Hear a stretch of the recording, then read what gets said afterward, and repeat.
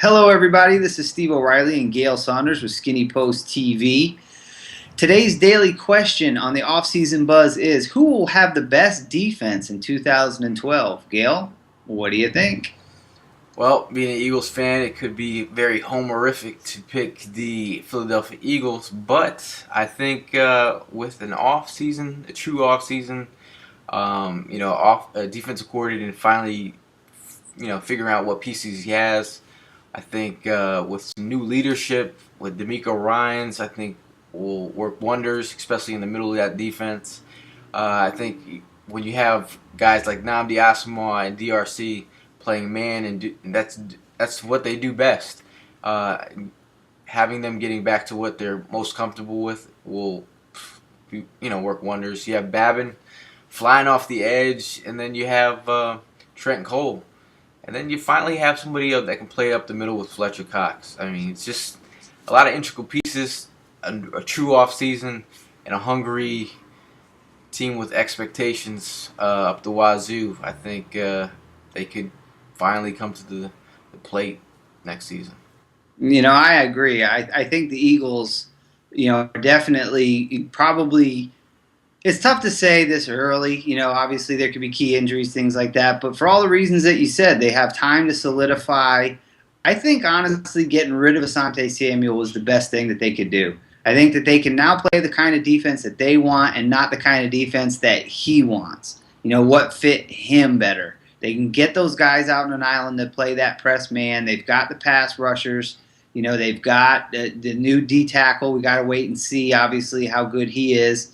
But the key with the Eagles is going to be their linebacking core. That was kind of their Achilles heel a little bit. But they've got a year under their belt. I know Andy Reid is a smart enough coach to get everything in line. And their offense is going to help them.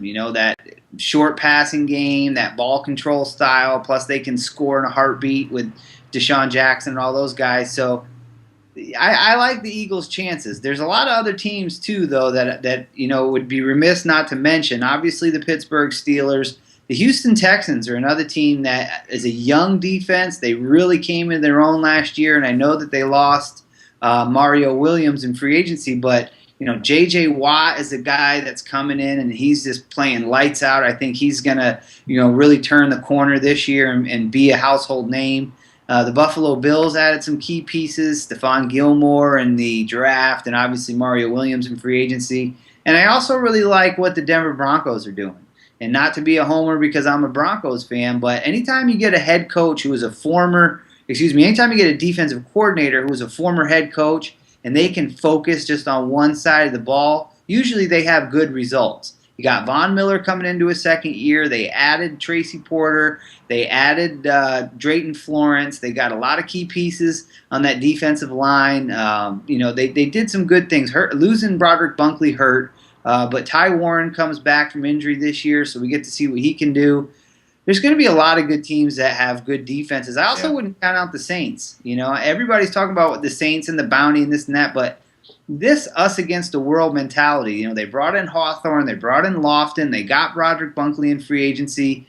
The Saints could be a dangerous team, and especially playing with a lead, because if Breeze gets into camp and signs that deal and gets stuff done, they could also be pretty solid. But at the end of the day, I'm going to go with the Eagles. Yeah. I think they're going to be the best overall defense, and they really came into their own last year. And I think they're going to take that momentum into 2012, and they could be a really tough team to beat next year. They really could.